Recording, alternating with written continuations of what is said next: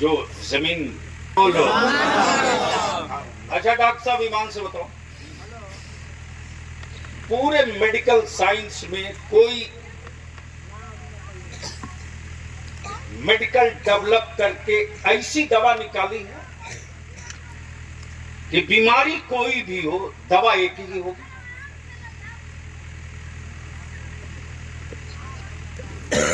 मरज कोई सा भी हो दवा एक होगी?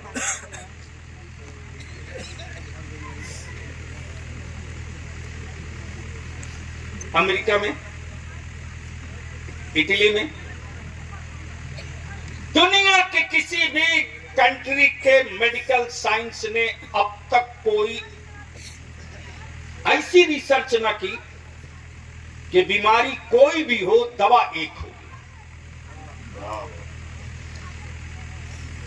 यानी जमीन आसमान के कुलाबे मिला दिए, अल्ट्रासाउंड निकाल लिया, सीटी स्कैन भी निकाल लिया, कैमरे के जरिए पेट के अंदर देखने की सलाहियत भी पैदा कर ली, लेकिन अब तक कोई एक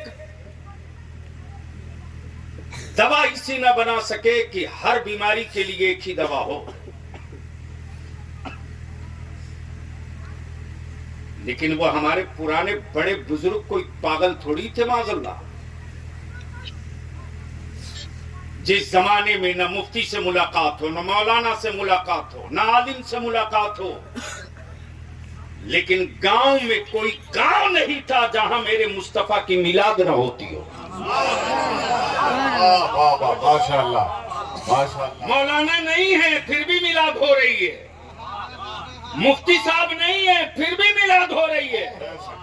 आज जितना डेवलप करने के बाद भी हम वहां तक न पहुंच सके, एतमाद तो उस मकाम तक न पहुंच सके जहां आज से बरसों पहले हमारे बाप दादा जब दारुल उलूम नहीं, यूनिवर्सिटी और कॉलेज नहीं, उस वक्त उनका एतमाद और भरोसा इतना मजबूत था कि हर मिलाद की महफिल में ये तराना गुनगुनाते थे, हर दर्द की दवा है, हर दर्द की दवा है, जोर से, हर दर्द की दवा है, ताबीज़े हर बला है। ये वही सल्ले अला है जो हर बीमारी का इलाज है। हम अपने इस नौजवान का इस्तेमाल करते, अब जरूरतें उठती है कि डॉक्टर साहब मेडिकल कॉलेज क्यों नहीं, इंजीनियरिंग कॉलेज क्यों नहीं, ये गर्ल्स जौहर एकेडमी क्यों, बच्चियों के लिए क्यों? सवाल है। आपके दिमाग में भी बात कूद रही होगी कि इस वक्त जरूरत है डॉक्टर की, इंजीनियर की, आईएएस की, आईपीएस की, आईएफएस की। बता दो, मुसलमान तो पढ़ता भी नहीं है ना, इसको सिर्फ सुनने आता है, पढ़ने नहीं आता है। और मौका मिल जाए तो सिर्फ बोलने आता है, कुछ करने नहीं आता।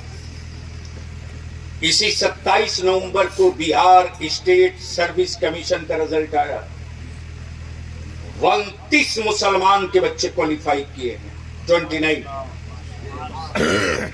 ये आसानी से हुआ है क्या?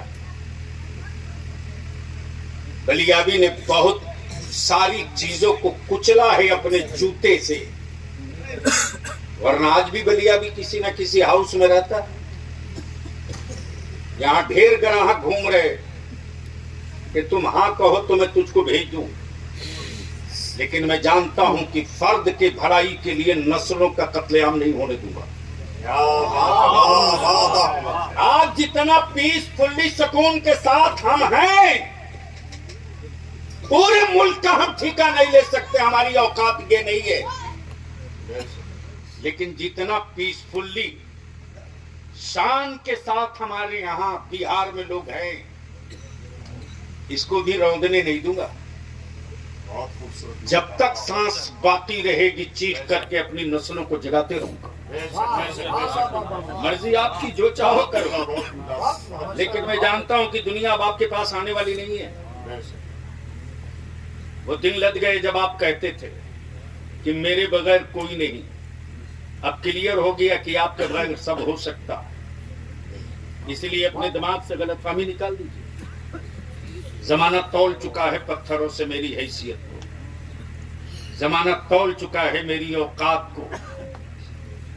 इसलिए मैं डॉक्टर साहब से एक बात की गुजारिश करूं, ये आबादी अल्हम्दुलिल्लाह नहीं बस रही और आपकी बड़ी कुर्बानी, एक एक फर्द की कुर्बानी, जिसने एक अच्छी बात कही उसकी भी कुर्बानी, जिसने अच्छा सोचा मदद न की उसकी भी कुर्बानी। लेकिन 10-20 साल का नक्शा बनाने के कायल हम नहीं हैं। एक बाप जब मकान बनाता है तो कम से कम पोते तक को देखकर बनाता है।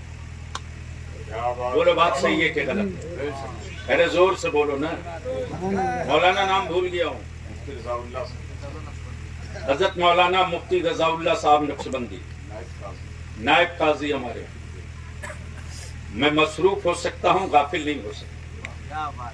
ये और सी बात, हमारे मुफ्ती खालिद साहब भी कभी कभी कहते हैं कि फोन नहीं उठता है, बात सही है। आज भी आपके गुजरात से परसों से फोन आ रहा था, उठा ही नहीं पा रहे, सांस लेने को फुर्सत मिले जब तक कुछ सोचे। इत्तेफाक से देखा तो बैठ गया। मुफ्ती साहब, आपके वालिद साहब मकान बनाए कि नहीं बनाए? तो सिर्फ आपके भाइयों तक को देखकर बनाए या आपकी औलादों को भी देखकर बनाए? यानी हर बाप की ख्वाहिश होती है कि पोता तक के लिए इंतजाम करो। बोलो बात सही है कि गलत?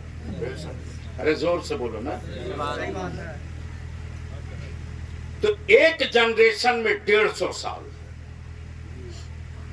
बाप की उम्र 75 साल, बेटे की उम्र भी 75 मान लो,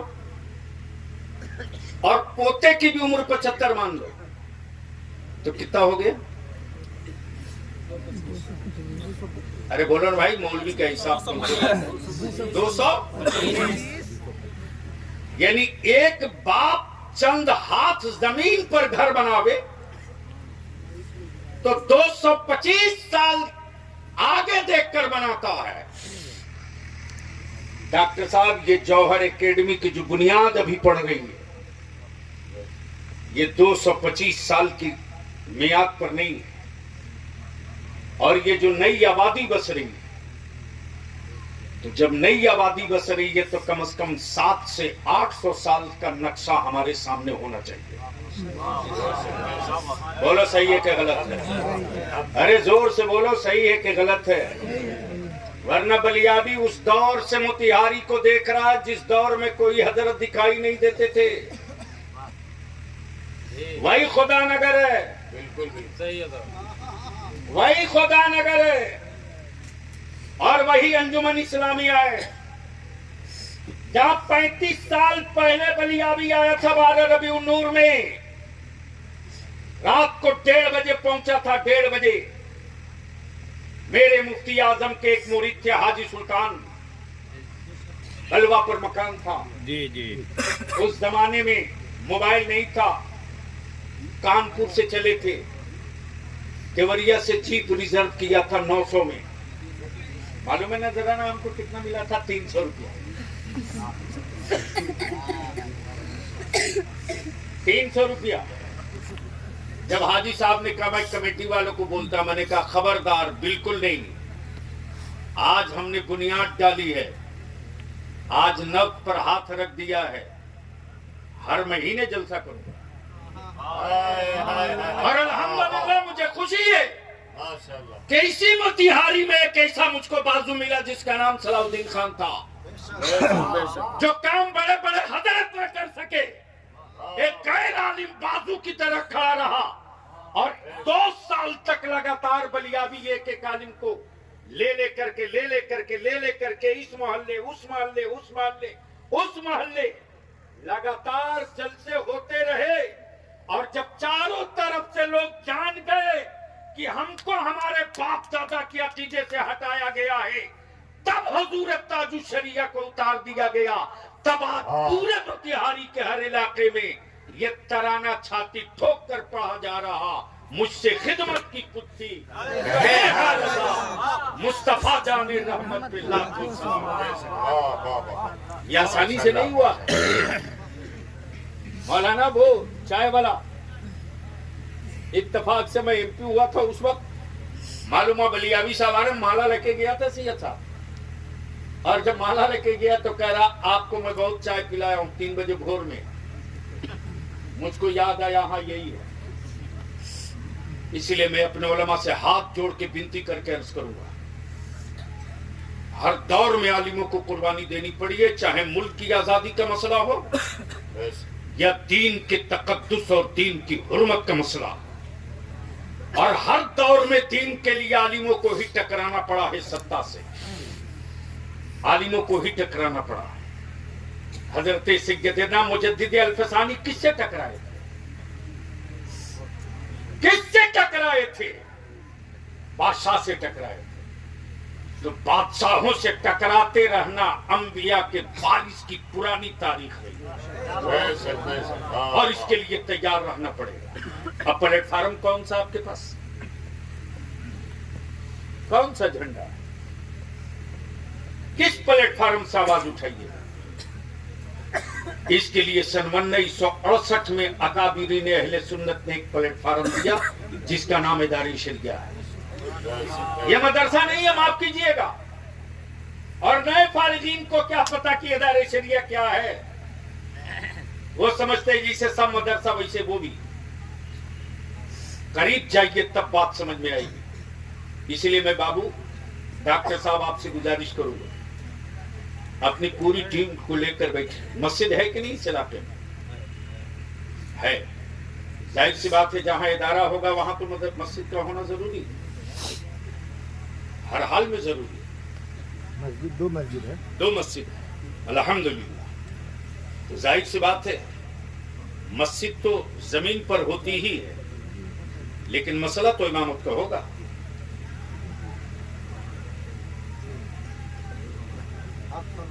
मसला तो इमामत का होगा। काबा तो है पूरी दुनिया के ईमान वालों का, लेकिन दुनिया की हर कौम बोल पड़ी फलस्तीन के मजलूमों के हक में। आज तक इमाम काबा एक लफ्ज न बोल सका। बोला हो तो बताओ, कहीं पढ़े हो तो बताओ। लेकिन फिर भी झंडा लेके घूमते हैं, हम ही ठेकेदार हैं, हम ही ठेकेदार हैं। इसलिए मैं गुजारिश करूंगा कि जामिया जौहर गर्ल्स एकेडमी के बगल में जमीन का थोड़ा सा और इंतजाम हो जाए, ताकि उस पर एक मस्जिद भी हो जाए, और जब मस्जिद और दरसगाह दोनों आमने सामने हो, और जब मस्जिद और दरसगाह आजू बाजू में होगी, तो फिर उस वक्त इस पूरे खित्ते की क्या कैफियत होगी वो सब हो उसको लफ्जों में बयान नहीं किया जा सकता, कैमरों में कैद नहीं किया जा सकता। मेरी गुजारिश थी जो मैंने आपके बीच रख दिया। मैं उम्मीद करूंगा कि इस पर जरूर गौर फरमाएंगे। अब सवाल ये उठता है कि मेडिकल कॉलेज नहीं, इंजीनियरिंग कॉलेज नहीं, साइंस कॉलेज नहीं, ये जौहर गर्ल्स एकेडमी क्यों? बस आखिरी बात, तो कैंसर, ब्लड कैंसर के मरीज को उतने ही दिनों तक जिंदा रखा जा सकता है जब तक उसका ब्लड चेंज होते रहे, और वो भी एक पीरियड है। इतने दिनों के अंदर बदल देना होगा, इतने दिनों के अंदर इस ब्लड को चेंज कर देना होगा। इसलिए कि जो नया ब्लड पड़ा है उसके वजूद में, उसके जिस्म में जो कीड़े, जो कीटाणु है, जो वायरस है, उस नए खून को पानी बना देगा इतने दिनों के अंदर।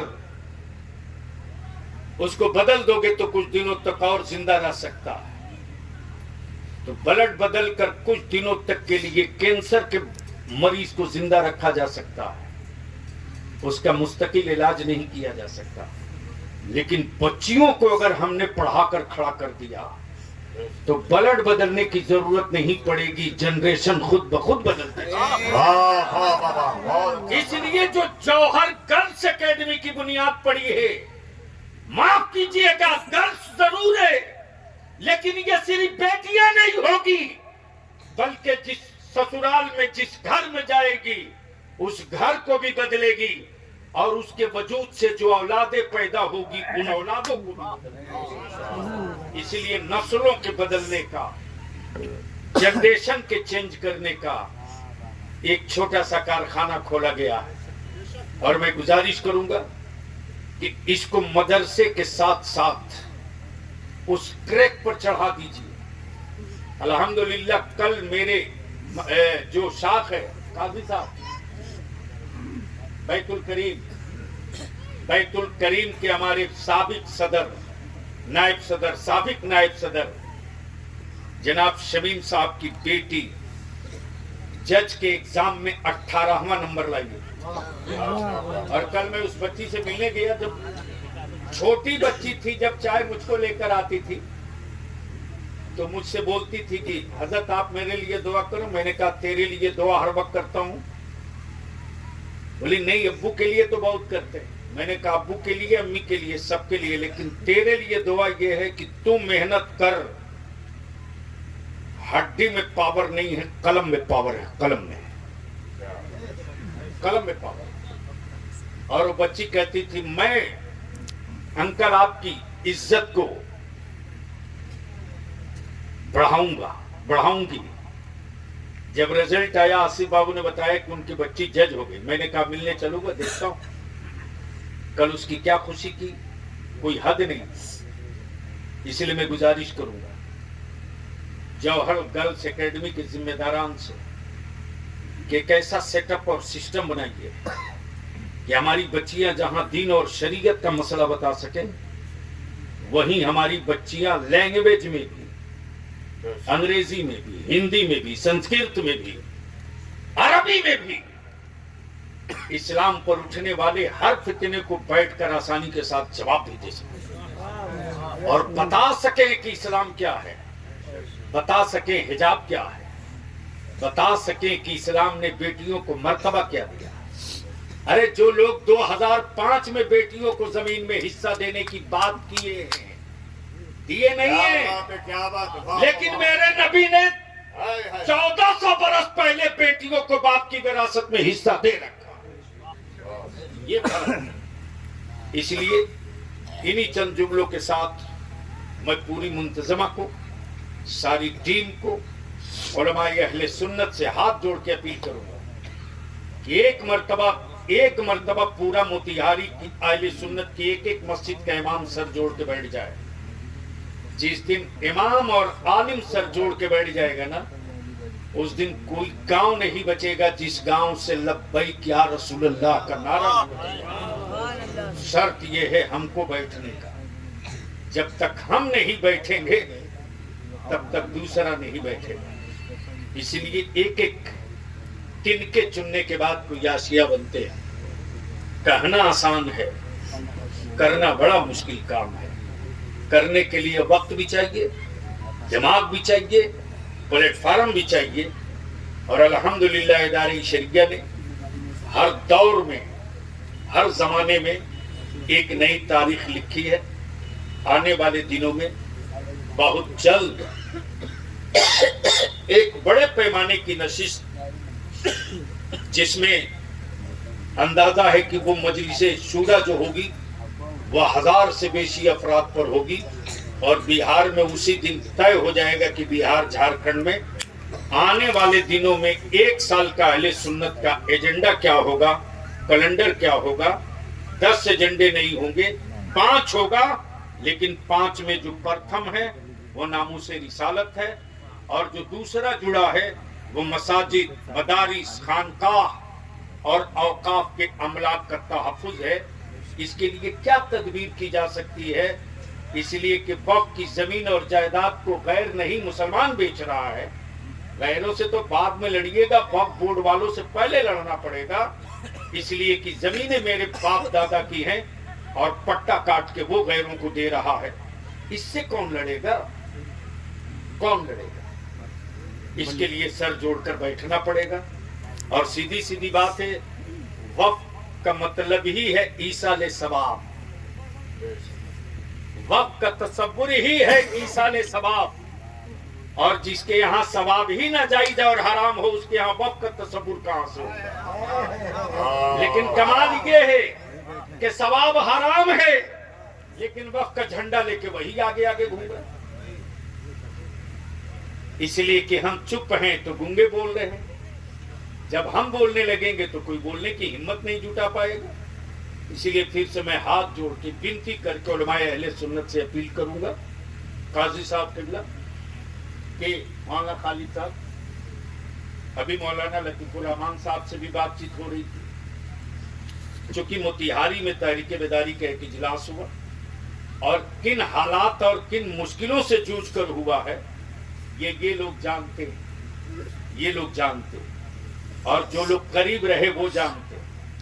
और जिन लोगों ने ताउन करने का वादा करके ठेंगा दिखाया, उनको मैं जानता हूं, बढ़िया से जानता हूं। और मैं ये भी जानता हूं कि आज नहीं कल वो आएंगे मेरे ही पास।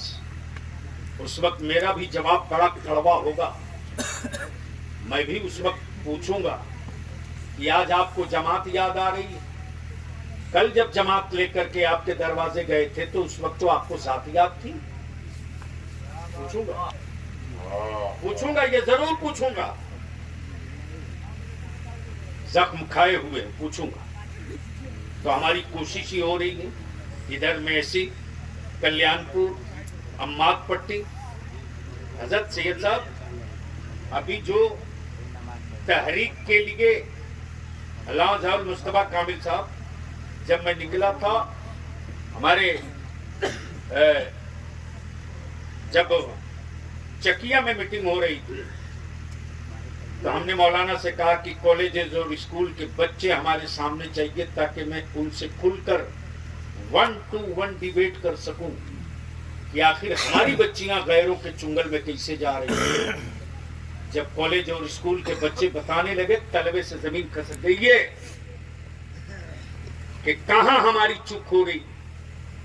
इसलिए मैं गुजारिश करूंगा कि जौहर गर्ल्स स्कूल एकेडमी के साथ साथ हमारी बच्चियों की बेहतर कोचिंग का इंतजाम हो, ताकि हमारे गार्जियन बिल्कुल भय मुक्त होकर के, बेखौफ होकर के अपनी बच्चियों की कोचिंग के लिए जो पहली चॉइस रखें वो जौहर गर्ल्स एकेडमी रखें, ताकि हम तहफ्फुज के साथ अपनी बेटियों को जेवर इल्म से आरास्ता कर सकें। प्लान चल रहा, कोशिश है, चूंकि रात में नहीं होना है, दिन में होना है।